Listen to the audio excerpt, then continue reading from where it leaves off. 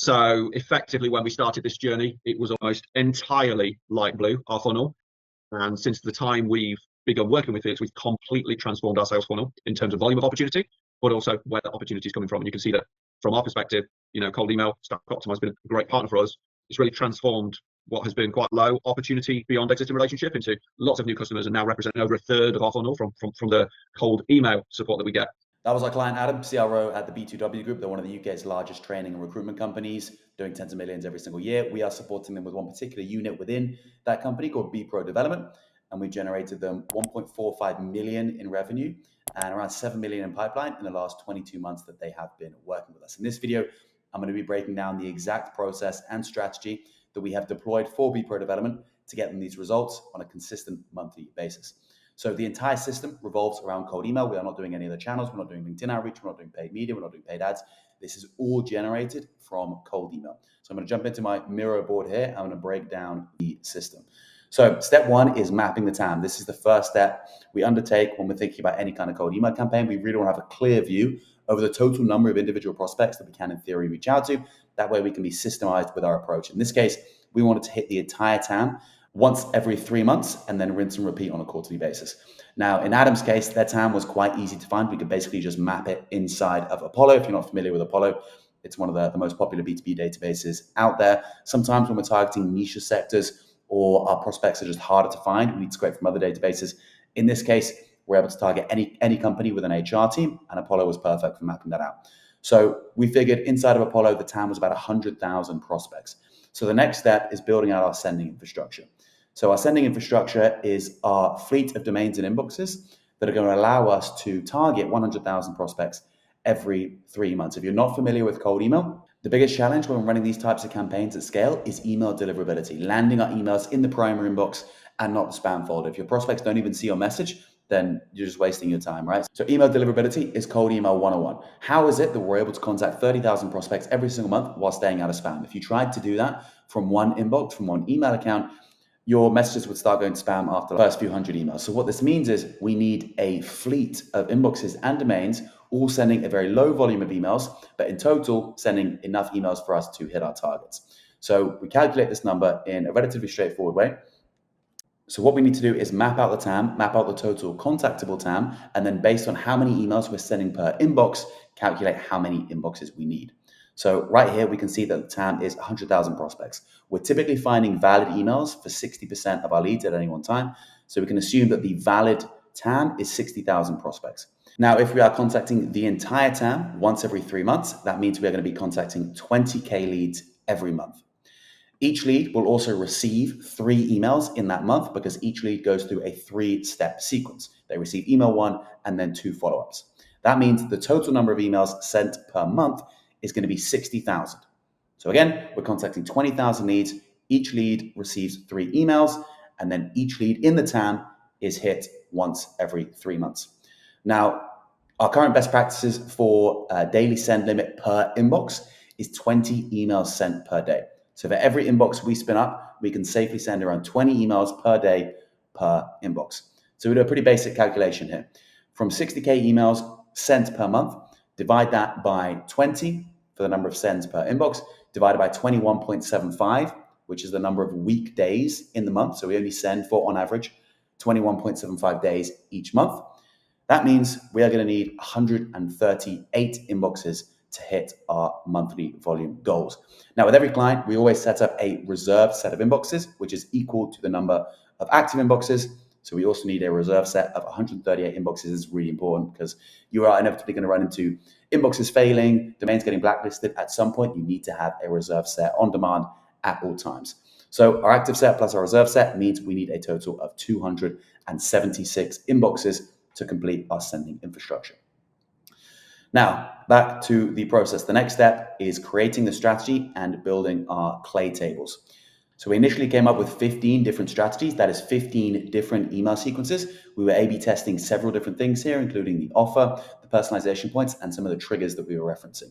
We're also segmenting our list based on job title. So we were targeting both senior management and mid-level management and changing the copy slightly based on the persona. And then we were also leveraging a specific trigger, whether or not the prospect had listed a popular training certification that prospects that we were targeting commonly list on their LinkedIn profile. If they did, we sent them one message. If they didn't, we sent them a separate message. Now, over time, the number of campaigns we have in play gradually dwindles as we refine the messaging more and more and more, and we basically hone in on the top performing campaigns. This is the process of establishing what we call message market fit, which is finding that winning campaign for that particular ICP. Once we find it, then it's literally just a case of scaling it up. So next step, we scrape our lists. As we talked about, we want to be scraping 1/3 of the entire TAM every single month. We obviously want to keep track of which list that was. So the team are basically storing their lists inside of an Airtable database so they can refer back to which list they scraped in the previous month so they can scrape a new list in the next month. In this case, the way we were splitting up the TAM into 3 different segments was by headcount. So one month we would scrape every prospect working for companies of a headcount from, let's say, 50 to 500. The next month we would do 500 to 2,000. And the third month we would do 2,000 to 5,000 or 10,000 or whatever it was. This is a really simple way just to segment your TAM into 3 nice, clean sections and ensuring that you're targeting new people every single month. Now, once we've scraped our list, we obviously process it through Clay, and then we launch our campaigns. We manage everything up until the point where a positive reply is generated, and we forward those positive replies to the client. In this case, we're just forwarding them to the team as an email notification. We actually sent the leads back to Clay first to find the mobile numbers of these prospects before sending it over to our client. Best way to convert a positive reply to a meeting is just to call them up straight away, and if not, they're following up via email. And then it's literally a case of rinse and repeating every single month. We scrape a fresh list every month, upload it to our campaigns, pass over the positive replies to the client, and rinse and repeat. Obviously, we want to be monitoring performance on an ongoing basis. That is performance of both our email infrastructure, because it can degrade over time, and multiple times we did have to spin up new inboxes for B Pro development, but also monitoring the performance of the copy. It's not uncommon for copy fatigue to occur. So by that, I mean the performance of the copy gradually decreasing over time. And this can be for multiple reasons, but when we are working our way through the TAM on a 3-month basis, and we're putting the same leads through the same sequences every 3 months, we can expect some level of copy fatigue. The copy actually held up really, really well for B Pro development over the 22-month period. We've only had to change it a handful of times. Now, in terms of how the campaigns performed, if we jump over to Smart Lead here, we can see some of the campaign stats for B Pro development. So right now, we only have 4 active campaigns. These bottom 3 here are all old campaigns.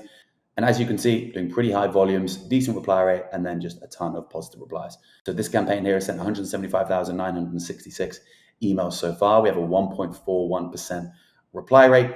And then these other 3 campaigns also doing thousands of emails. Reply rate is more or less the same. Actually, this one has the highest reply rate, 2.41%. And then in this column here is the total number of positive replies generated so far. So this campaign has generated us 419 positive replies. This one, 180 positive replies, and then 21 and 22 here. If you're not familiar with how these positive replies are tracked, basically Smartlead has an AI sentiment analysis, which analyzes the sentiment of the emails that we receive back from prospects, and it basically determines if they're positive, neutral, or negative replies. It automatically tags all interested replies as positive, and therefore we're able to see this stat here. If it does tag a lead wrong, we can obviously go in there and manually update it if we need to. So right now, we're getting anywhere from 80 to 100 positive replies for B Pro development every single month. Now, a positive reply can be anything from, yes, this looks interesting, send me more information, to I'm ready for a meeting, send me your calendar link. Now, positive replies are essentially just a vanity metric if they're not converting to closed won revenue. And there's still multiple steps we need to go through to take a positive reply to a closed deal. We need to get that positive reply on a meeting, and then from the meeting, we need to close them out. So tracking these stats is essential for proving the ROI of the system. Now, we have these metrics for B Pro development in my spreadsheet here. So in this column, we have the metric, we have the monthly figures here, and then the conversion rate. So we are contacting 20,000 leads every single month. Our reply rate is roughly 1.5%, meaning we're getting 300 replies every single month from prospects. Our positive reply rate is about 0.33%. So this means of the total replies we're getting, 0.33%, so a third, are positive replies. We're getting about 100 positive replies every month. Our client is able to convert about 30% of those into meetings. So every positive reply, the client is then picking up that lead, they're responding to them, they're nurturing them, they're trying to call them up, they're trying to get them on a meeting. Obviously, not every positive reply converts to a meeting. Right now, we're converting about 30% into meetings, meaning we're generating 30 meetings every single month. Our close rate from these meetings currently is about 10%. Clients closing 10% of the meetings that they're generating, meaning we're closing about 3 new deals every single month. And the average deal size for this client is about 22K per deal. So we're doing 66K new revenue every single month over the 22-month period that we've been working with the client. Therefore, that is about 1,450,000 in new revenue generated.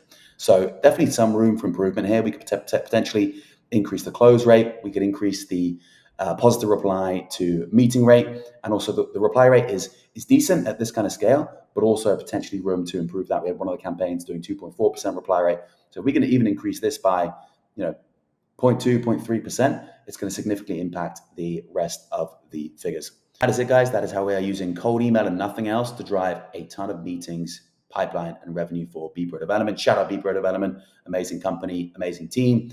And if you need help building systems like this for your own business, my calendar link is in the description. Book some time with me and we can discuss options. Cheers.